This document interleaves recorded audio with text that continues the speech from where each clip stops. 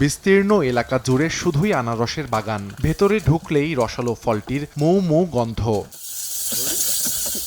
আনারসের রাজধানী হিসেবে খ্যাত টাঙ্গাইলের মধুপুর গড়াঞ্চল। বাংলাদেশে সর্বপ্রথম ফলটি চাষের গোড়াপত্তন হয় ১৯৪২ সালে। ইতিহাস থেকে জানা যায়, মেঘালয় থেকে ৭৫০টি চারা এনে মধুপুরের ইলিতপুর গ্রামে চাষ শুরু করেন গারো সম্প্রদায়ের এক কৃষক। পরে তার মাধ্যমে দেশের বিভিন্ন অঞ্চলে ছড়িয়ে পড়ে আনারস আবাদ।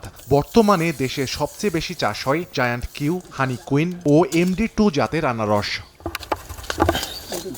সম্প্রতি শিল্প মন্ত্রণালয়ের পেটেন্ট, শিল্প নকশা ও ট্রেডমার্কস অধিদপ্তরের স্বাক্ষরিত প্রজ্ঞাপন জারি হয়। এতে ৩১ নম্বর শ্রেণীতে এই কৃষিপণ্যটি GI-52 হিসেবে তালিকাভুক্ত হয়। এতে খুশির জোয়ার বইছে আনারস চাষি ও জেলার সর্বস্তরের মানুষের মাঝে।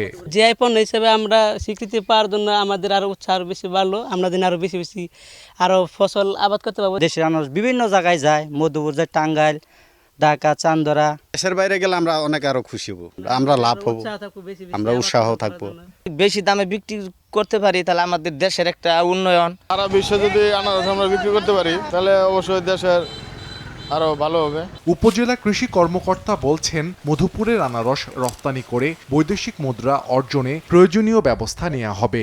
এটি বিশ্বব্যাপী একটি ব্র্যান্ডিং ভ্যালু হলো যে মধুপুরের আনারস। তো সেক্ষেত্রে আমাদের সামনে রপ্তানির অনেক সুযোগ প্রসারিত হবে। রপ্তানি করার জন্য কিছু নির্দেশনা আছে, অবশ্যই তাকে নিরাপদ আনারস চাষ করতে হবে।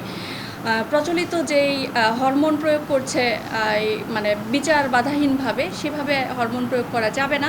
চলতি বছর জেলায় ৭৬০০ হেক্টর জমিতে আনারসের চাষ হয়েছে। সময় সংবাদ, টাঙ্গাইল।